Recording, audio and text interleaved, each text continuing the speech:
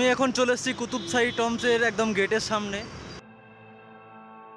এটা হচ্ছে Qutb Shahi টম্বসের entry gate, আর ভেতরে যাওয়ার জন্য আপনাকে কোথায় কি চার্জ দিতে হবে তার লিস্ট এখানে দেওয়া আছে। এখানকার এন্ট্রি ফি হচ্ছে 10 টাকা, আর যদি মোবাইল নিয়ে যেতে চান তাহলে তার জন্য আলাদা 50 টাকা আপনাকে দিতে হবে। টম্বসের বাংলা মানে হলো সমাধি, আর এই কুতুবশাহী টম্বসের অর্থ হলো কুতুবশাহী রাজবংশের রাজাদের দ্বারা নির্মিত ইসলামিক সমাধি। এই সমাধিস্থলে কুতুবশাহী রাজবংশের রাজাদের সমাধি রয়েছে এবং তাদের কি গল্প রয়েছে সেটা জানার জন্য আপনাকে এই ভিডিওটা পুরো দেখতে হবে। বোরিং না হয়ে যান তার জন্য ভিডিওটা খুব একটা বড় করব না। এই টম্বসের ইতিহাস সংক্ষেপে আমি আপনাদের বোঝানোর চেষ্টা করব। এই সমাধিটা হচ্ছে সুলতান কুলি কুতুবুল মুলকের, যিনি ছিলেন কুতুবশাহী বংশের প্রথম সুলতান।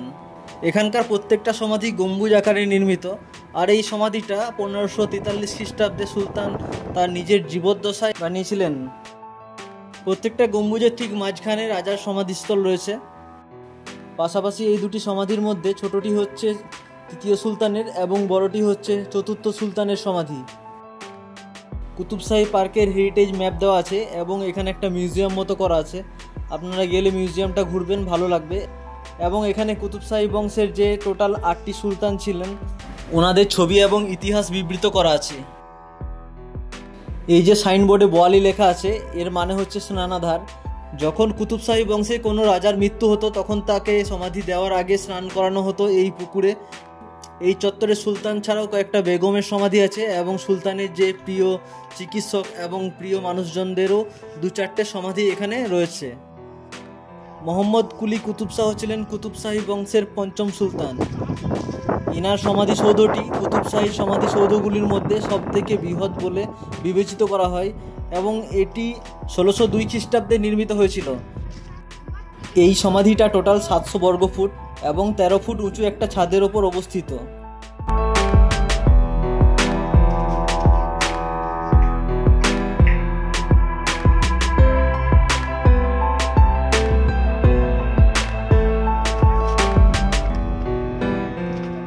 আমার সঙ্গে এই ছোট ছোট 3টে ভাইয়ের পরিচয় হয়েছে এখানে। আমি ওদেরকে আমার কিছু ছবি তুলে দিতে বলেছি এবং ভিডিও শ্যুট করে দিতে বলেছি, এবং সঙ্গে ওদেরও অনেক ছবি তুলে দিয়েছি। ওদের হোয়াটসঅ্যাপ নাম্বারে পাঠিয়ে দেবো সব ছবিগুলো। এই হায়দ্রাবাদেই ওদের বাড়ি, লোকাল ছেলে ওরা। ज़्यादा मत चिल्लाओ तो चला जाएगा।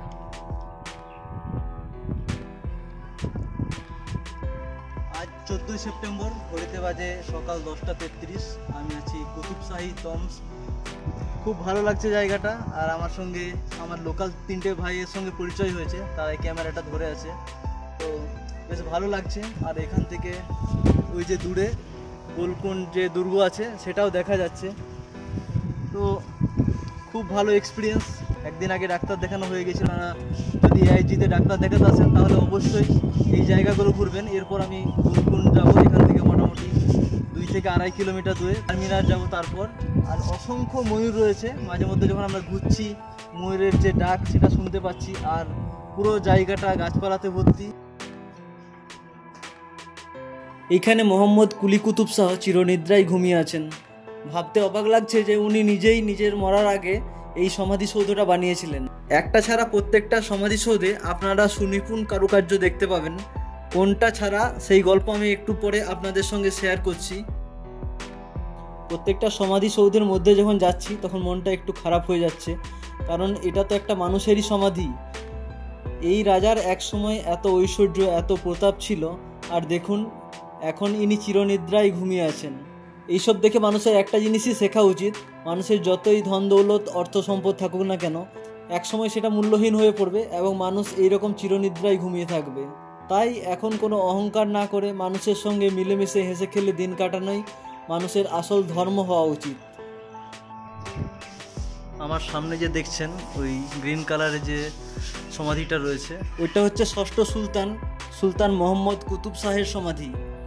আবদুল্লাহ কুতুব শাহ ছিলেন কুতুবশাহী বংশের শেষ সম্রাট। তিনি এই সমাধিসৌধটি তৈরি করার কাজ শুরু করেছিলেন কিন্তু শেষ করতে পারেননি। ঔরঙ্গজেবের কাছে দৌলতাবাদ দুর্গে তিনি বন্দী থাকেন এবং তিনি সেখানেই মারা যান। তাকে খুলনাবাদে সমাহিত করা হয়েছিল।